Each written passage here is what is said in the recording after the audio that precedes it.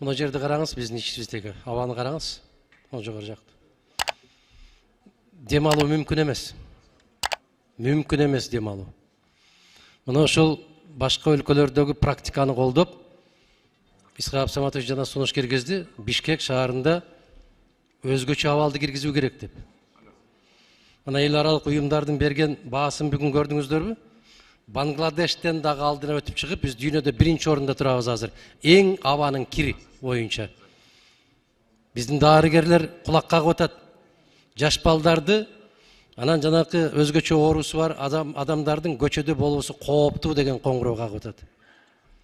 А биз эч нерсе болбогондой эле жүрүп атабыз. Бул өтө оор маселе. Оор маселе, урматтуу кесиптештер. Өнүккөн өлкөлөрдө, мисалы Кытайда ушундай абал түзүлүп калганда, мындан 5-6 жыл башта азыр Кытай тазаланып алды.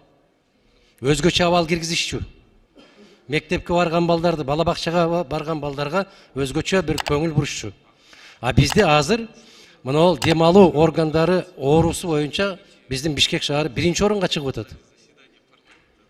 Биз кандай кылып чечишибиз керек? Эми караңыз, мына биздин эле залды караңызчы. Туман. Эч нерсе көрүнбөйт. Кандай кылабыз? Мына ошо маселени талкуу кылганда эч нерсе жаралбайт, эч нерсе чыкпайт. Эгерде биз бир чечим кабыл ала турган болсок, жана мен тамашалап айттым эле, Алмаз Акунжанович эске алып коюңуз деп, абанын тазалыгын деп. Ушинтип эле кутулуп кетип бартабыз, эске алыңыз, эске алгыла деп. Аппарат эске алсын. Эгер мындай болсо, Нурлан мырза, мына залга жок дегенде аба тазалатуучу бир аппаратты коюу керек. Байкаңыздар, сезиңиздер. Дем алуу мүмкүн эмес болуп атат. Же бир керектүү адистерди чакырып, бир изилдөө жүргүзүп көргүлө, ушунун ичи кандай экен. Бишкек шаарындагы көчөлөрдү мен айтпайын. Ал жерде таптакыр ар кандай нормадан 600 эсе көбөйүп кетти деген маалыматтар чыгып атат. 600 эсе.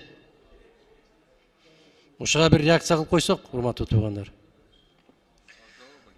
Рахмат, Адахан Кисанбаевич. Жогорку кеңештин ичиндеги абал боюнча иш башкармалыгын айтылды.